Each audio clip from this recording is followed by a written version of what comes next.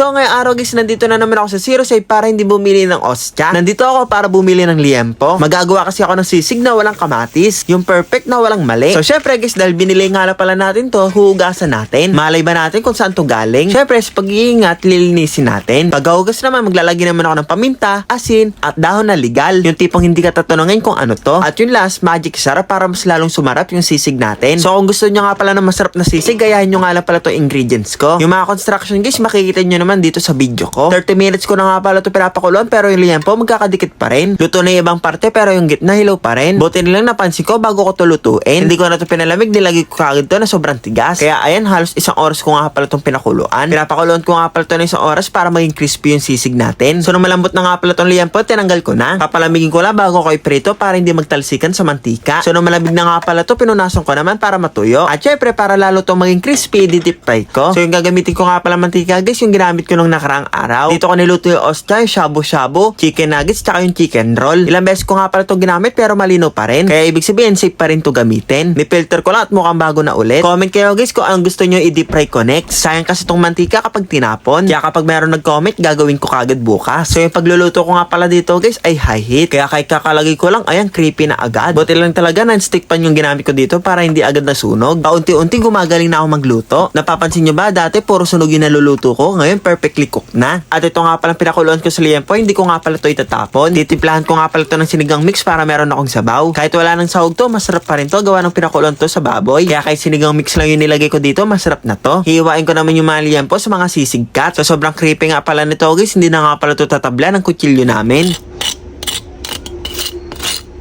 Kaya no, just gumamit na ako ng malaking kutsilyo kung ano man tawag dito. Kahit ito na nga rin yung gamit ko guys, nahihirapan pa rin ako. Next time, bibili na ako ng laser para hindi na ako mahirapan maghiwa ng mga karne. Pinas forward ko na nga pala ito paghiwa ko guys para hindi na kayo mairita. After nun, maghiwa naman ako ng sobrang laking sibuyas. Sibuyas talaga yung magpapasarap sa sisig. Kaya kapag nagluluto talaga ako nito, dinadamihan ko talaga ng sibuyas. Hindi na ako maglalagay ng kamatis kasi ang dami nagre-reklamo. Marami pa yata hindi nakakatikim na authentic na sisig. Tapos ayan, maglalagay rin ako ng sili para maanghang. Hindi rin daw kasi matatawag na sisig kapag hindi daw maanghang. Ewan ko na lang ngayon guys kung anong tawag nyo dito sa niluluto ko. Nabitin pa ako sa sibuyas kaya naglagay pa ako ng kulay pulang sibuyas. Pagkalagay ko ng sibuyas, maglalagay naman ako ng onion powder. Kaya kapag nakita nyo ako guys, huwag nyo akong aamuyin kasi panigurado amoy sibuyas na ako. Tapos ayan, naglagay na rin ako ng liquid seasoning para mas sumarap. At syempre hindi mawawala sa sisig itong mayonnaise. Kaya luto na ang sisling sisig ala skinker.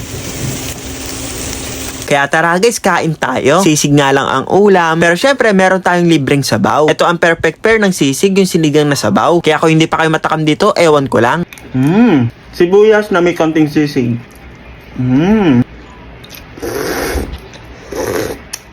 Yung sabaw nito guys ay lasang adobo. 2 in 1. Sarap. Kain tayo guys. Perfect pair.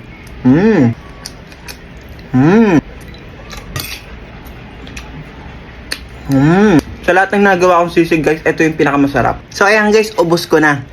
Sibuyas parang ulam na. Dito nyo masasabi, kapag naubos ko yung pagkain ko, ibig sabihin masarap.